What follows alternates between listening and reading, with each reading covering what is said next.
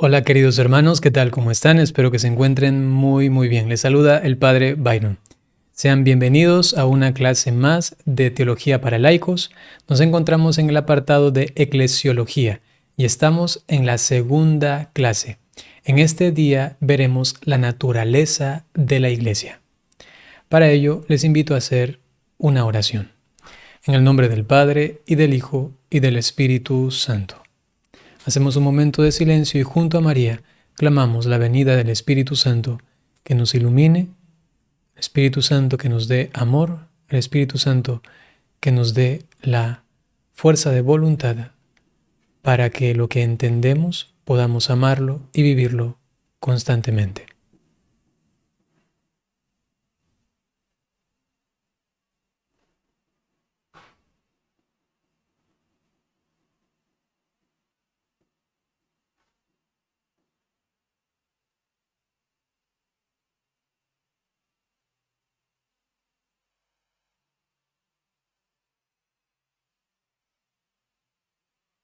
Dios te salve María, llena eres de gracia, el Señor es contigo.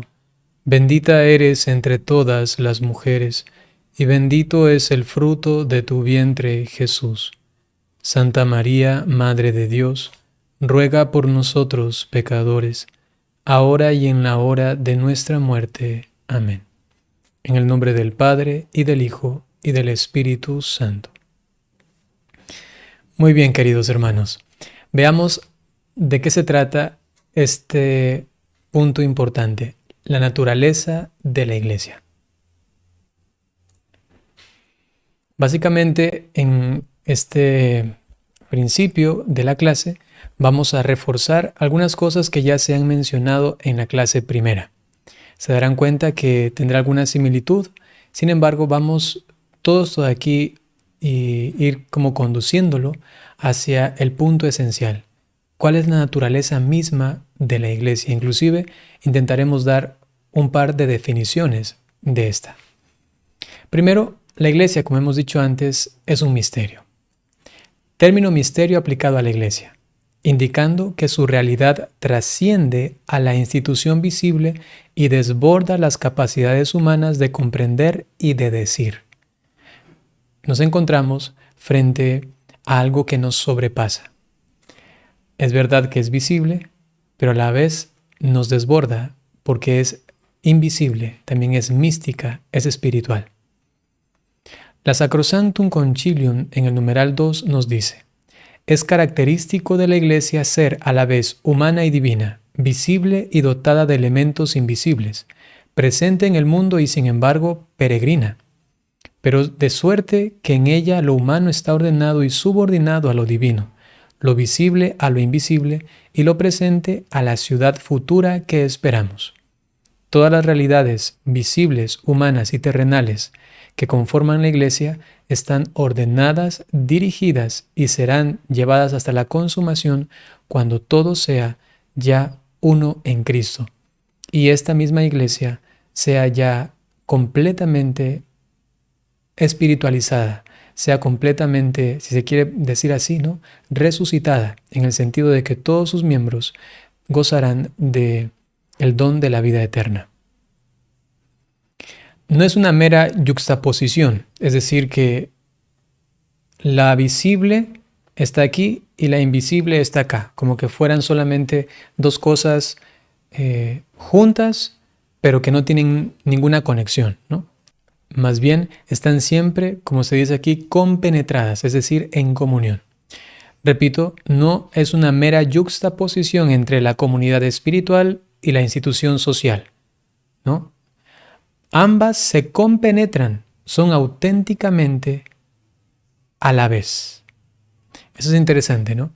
O sea, las dos son una misma realidad, ¿sí?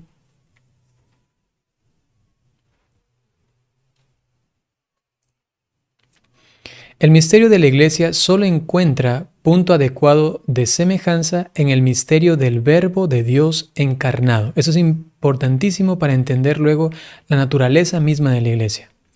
La imagen, la correspondencia más fuerte que hay para entender a la Iglesia es definitivamente el Verbo encarnado. Porque la Iglesia, al igual que el Verbo encarnado, tiene una realidad que nos sobrepasa, invisible, y luego tiene otra realidad que compone a la misma y única realidad, ¿no?, que es la Iglesia, que es más visible e institucional. Es lo que uno ve normalmente del rostro de la Iglesia. Es lo que pasó con Cristo. Él es el Verbo de Dios, el Verbo divino. Y en la encarnación vimos su realidad visible, humana, terrenal. Así se entiende también a la Iglesia. Y de allí el obrar de Cristo en su humanidad también va a ser correspondiente al obrar de la Iglesia en su realidad visible. Ya lo veremos. Es algo realmente maravilloso. Si su santísima humanidad sirvió a Jesús de instrumento de redención universal, análogamente, es decir, comparativamente, Dios se sirve de los elementos visibles de la Iglesia a modo de instrumentos para la salvación de los hombres. Jesús, en su realidad visible, ¿cuál es? La naturaleza humana, se sirve de ella como instrumento para la redención universal. La parte visible, instrumento para la redención, aun cuando Él sobrepasa la realidad visible, ¿no?, porque es Dios. La Iglesia, en su realidad visible, también es un instrumento para la salvación de los hombres, instrumento de Dios. Todo lo invisible, lo que no vemos, es la santidad, es la gracia abundante y sobre todo su incorporación con Cristo mismo. Está unida la Iglesia a Cristo, Él es su fuente y esta fuente irrumpe en la vida de los cristianos de una manera santificante a través de la Iglesia, ¿no? Pero claro, entender esto, vivir esto, requiere que nosotros estemos íntimamente en comunión también con esta Iglesia.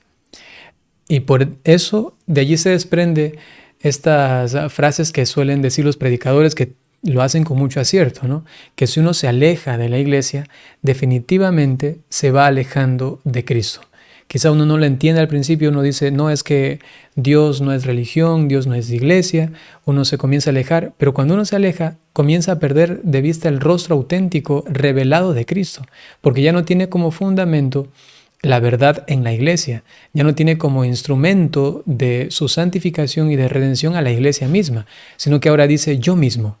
Y cuando comienza a interpretar textos bíblicos, cuando comienza a santificarse supuestamente por sí mismo, siendo bueno y siguiendo reglas morales y cosas así, a la final comienza a construirse su propio Dios, su propia religión, su propia iglesia. Cristo ha fundado una para que nosotros seamos abrazados por ella y ella se constituye entonces en ese instrumento por medio del cual Cristo nos da la salvación. Ya lo hemos dicho también en la clase anterior, la Iglesia es sacramento de salvación. Y que justamente en esta clase vamos a aclarar un poquito mejor esto, porque quizá alguno se preguntaba, entonces hay más de 7 sacramentos, la Iglesia también es sacramento, entonces hay 8 sacramentos. Evidentemente no, ya vamos a entenderlo. La Santísima Trinidad opera en el origen, en la fundación y en cada uno de los instantes del desarrollo eclesial.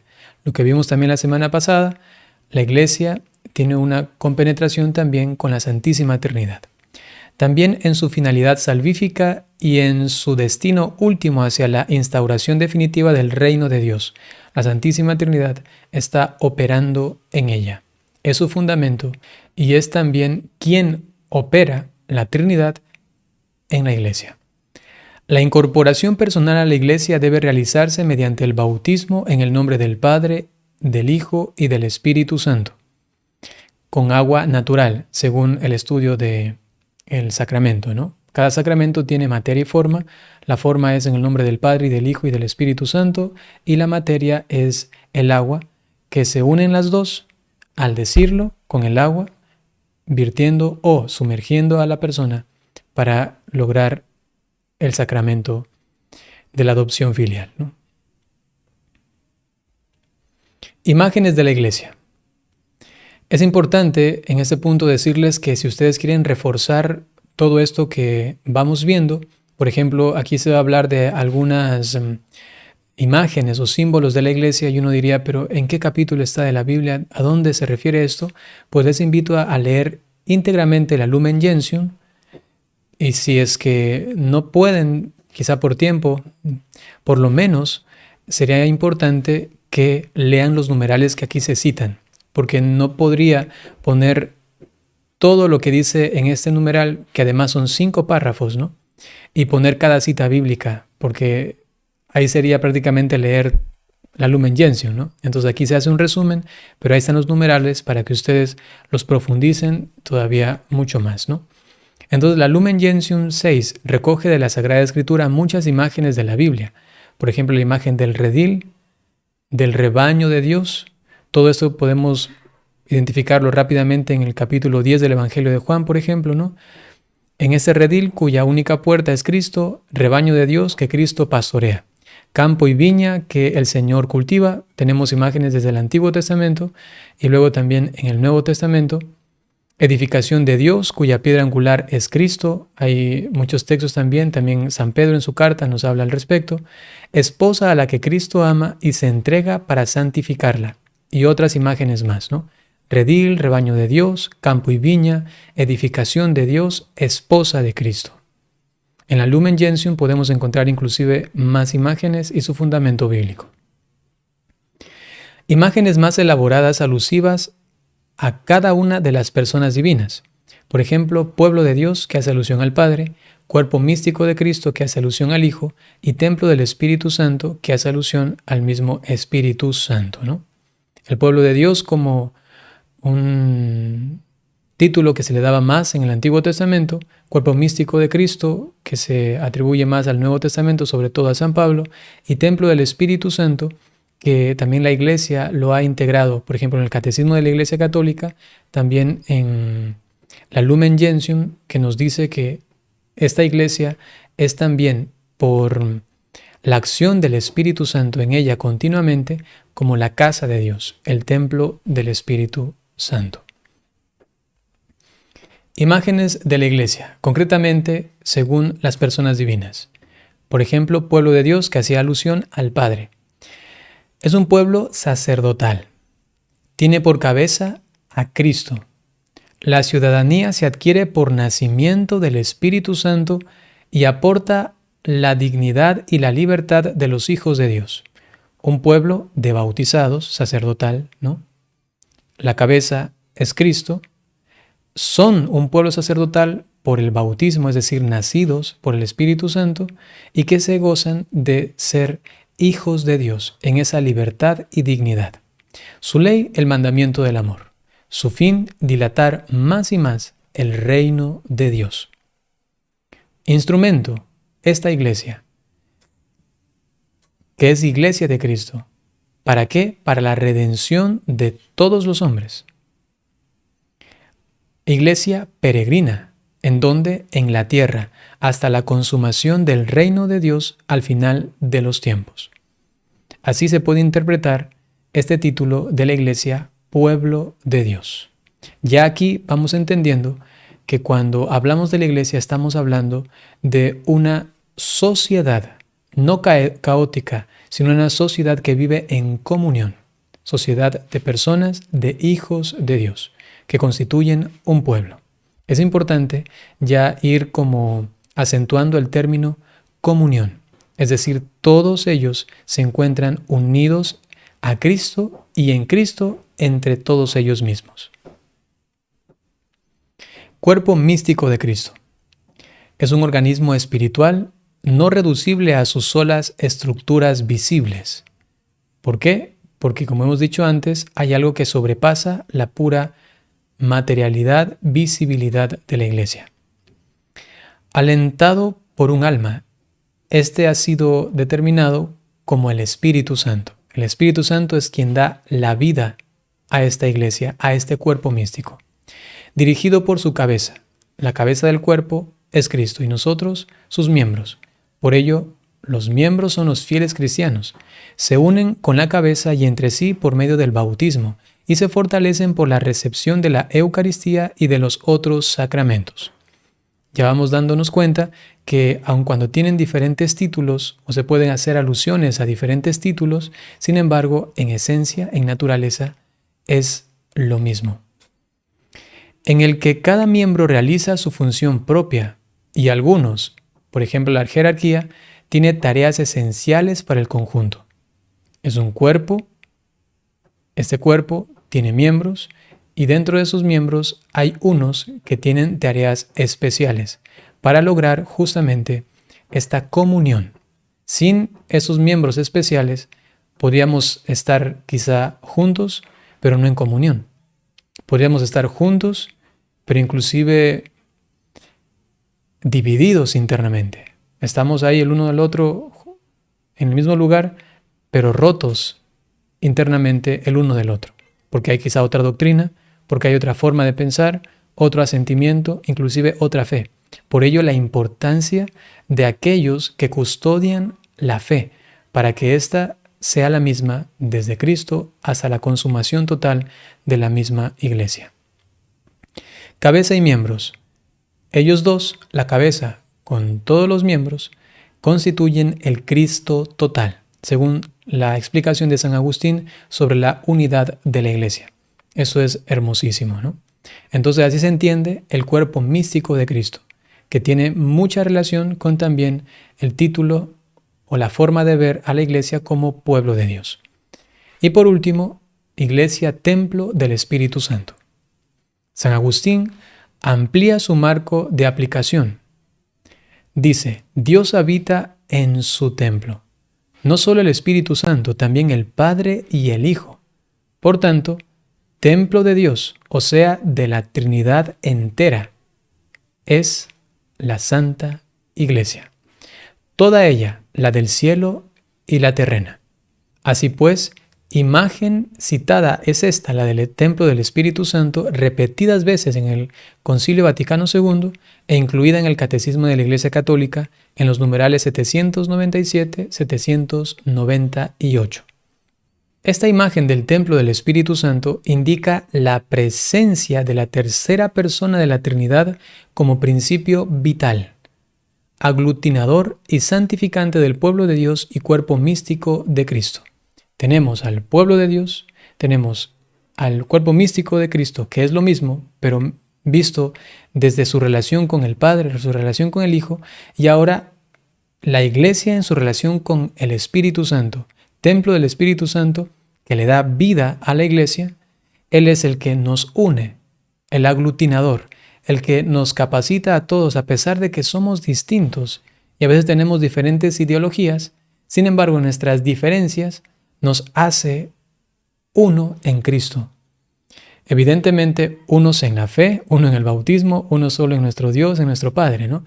Pero a veces tenemos posturas políticas quizá distintas, a veces tenemos gustos distintos, a veces tenemos espiritualidades distintas, carismas distintos, y en medio de toda esa diversidad de dones, de carismas y también a veces de humanidades, entonces el Señor nos aglutina. Y por qué no decirlo, inclusive a pesar de el pecado mismo, que es el que nos divide, nos rompe, nos daña, el Espíritu Santo es capaz de santificarnos para hacernos uno en Cristo. Un pueblo de Dios, un cuerpo místico de Cristo que vive en comunión. El Espíritu Santo siempre se entiende como aquel que da la comunión, ¿no? Por ejemplo, entre el Padre y el Hijo, Él es el amor de los dos, es la comunión, ¿no? Y también entre nosotros, pueblo de Dios, cuerpo místico de Cristo, y Dios mismo, entonces el Espíritu Santo es el que nos da esta comunión. Por eso se ha dicho muchas veces que estamos en el tiempo del Espíritu Santo, el tiempo de la Iglesia, porque Él lleva a consumación al pueblo de Dios y al cuerpo místico de Cristo. La Congregación para la Doctrina de la Fe, en una carta publicada el 28 de mayo de 1992, esta llamada Comuniones Notio, nos dice: El concepto de comunión es más adecuado para expresar el núcleo profundo del misterio de la Iglesia, lo que les decía antes. Ya aparece ese término, comunión, que es lo que constituye también la esencia y naturaleza misma de la Iglesia. Iglesia, comunión, inseparable dimensión de comunión de los cristianos con Cristo y de comunión de los cristianos entre sí. Así nos lo decía San Juan Pablo II en ese documento publicado en el numeral 19, cuyo título es Christi Fidelis Laici. Eso fue en 1988, el 30 de diciembre. Aspectos de la comunión eclesial. Hay una comunión de los santos, una comunión orgánica y una comunión misionera. La comunión de los santos es una intercomunicación de bienes salvíficos divinos entre los fieles de la tierra y también con los del cielo y del purgatorio. Estamos compenetrados. Hay una comunión orgánica, complementariedad de las diversas vocaciones y condiciones de vida, ministerios, carismas, etc. Tenemos vocaciones, tenemos carismas, dones, tenemos condiciones y estados de vida distintos y sin embargo, el Espíritu logra la comunión de esta realidad exterior, visible, de esta sociedad en comunión, por medio de una comunión orgánica. Como sucede en el cuerpo, así también todos tenemos un lugar y desempeñamos nuestra misión, nuestro llamado por el Señor. Y una comunión misionera, participación y responsabilidad de todos. No solamente tenemos un lugar, sino que en ese lugar también tenemos que desempeñar solo y todo lo que mejor podamos, según Dios nos haya encomendado una obra, una misión, un apostolado, ¿no? Entonces, en relación a los santos, en la comunión de los santos me refiero, estamos todos intercomunicados, estamos todos en comunión en estos bienes salvíficos, ¿no? Por eso es que podemos orar por las almas del purgatorio, los santos oran por nosotros y estamos así en unión. Nosotros también oramos los unos por los otros aquí en la tierra. La comunión orgánica es cada uno en su lugar, sin conflictos, sin pelea. Y en ese lugar, luego la comunión misionera, todos desde el lugar que se encuentren, pues realizan una sola y única obra misional, que es la misión de Cristo mismo. Por ello, la comunión, porque todos están unidos al Cristo total. Y este Cristo tiene la misión. ¿Y cuál es esta? Pues de anunciar el Evangelio a todas las gentes para lograr la redención universal. Ya aquí vamos ya palpando un poco cuál es esa naturaleza de la Iglesia. La Iglesia, sacramento de comunión. Primero, aclaremos el término sacramento. Sacramento es todo signo e instrumento visible de un efecto divino invisible. Hay un signo visible, pero hay un efecto invisible. La Iglesia es un signo visible de la realidad oculta de la salvación. Por ello hay una comparación, una analogía. Así como en los sacramentos, que como nos dice el texto, o yo también les decía en la clase pasada, es un signo visible de una realidad invisible. La Iglesia es un signo visible. Hay una iglesia exterior, terrenal, jerárquica, una iglesia institucional, pero que tiene una realidad invisible y que tiene esos efectos invisibles, pero reales, ¿no? En ese sentido, es como un sacramento. Sabemos que en la Iglesia Católica hay solamente 7 sacramentos, pero a veces a la Iglesia también se le llama como sacramento de salvación por la forma en que subsiste actualmente en este mundo.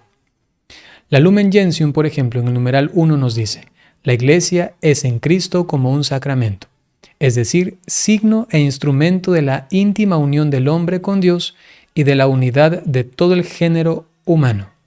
Está puesta aquí la Iglesia como una realidad visible que tiene otra realidad invisible. La visibilidad nos une como hermanos, por ejemplo, ¿cómo? En la Santa Eucaristía. Nos vemos y estamos todos unidos celebrando una misma fe.